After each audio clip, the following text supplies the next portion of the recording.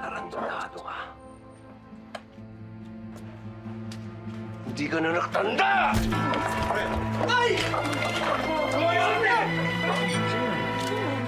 Si Tanggol! Ay! Ay!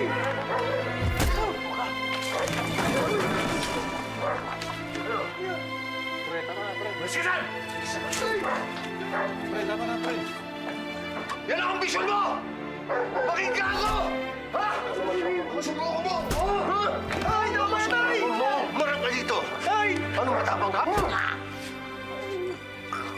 Rigor! Ay! Tama na lang! Ako subukan mo! Tama na! Ano ba? Tarantadong to! Tama na! Tama na! Iakit nyo na si Tanggol! Tama na! Ay! Ako subukan mo! Ano ba? Liga! Iakit nyo na yan! Ano na naman ba ito? Pagsabihan mo yung anak mo! Tarantado talaga yan!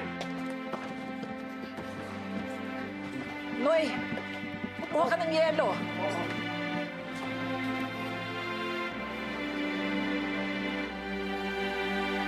Tignan mo kapatid mo doon!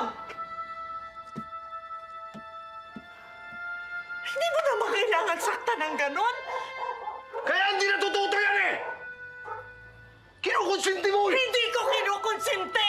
Pwede mo naman pinagsabihan lang! Kaya pagsabihan mo yung anak mo!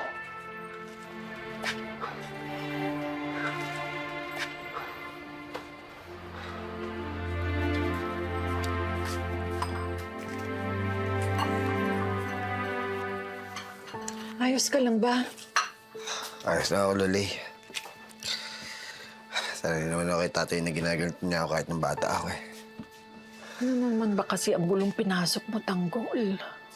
Lolay, wala naman talagang kasalanan si Kuya eh. Ako po ang may kasalanan.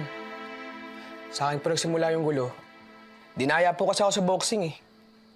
Dumating lang po si Kuya Tanggol doon para ipagtanggol ako. Kuya. Sorry ah. Tuloy na pagbuntunan ni tatay. Ikaw na. Ako naman ba sa sugat ko? Basok na po ako sa kwarto. Nanay. Wala na kita, Kuya. Ano?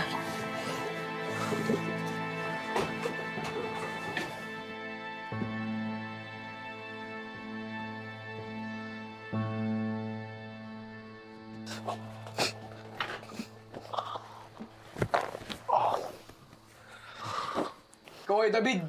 Parang hindi ka namin kapatid eh, no? Ikaw pa mismo nagpahama kay Kuya, kay tatay. Hindi kayo nakawa sa kanya. But tama naman ako, di ba? Lagi lang sakit sa ulo binibigay ng Kuya Tanggol mo sa pamilya natin. Di ba? Sakit mo naman magsalita. Parang hindi ka namin kapatid ah. Tigil-tigilan niyo kasi yung ginagawa niyo. Sinisira niyo yung pangalan ni tatay.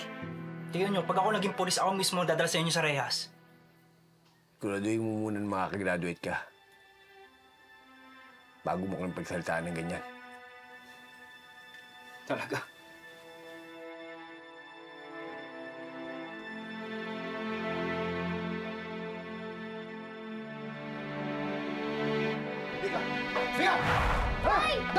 Igor! Bakit po, Tay?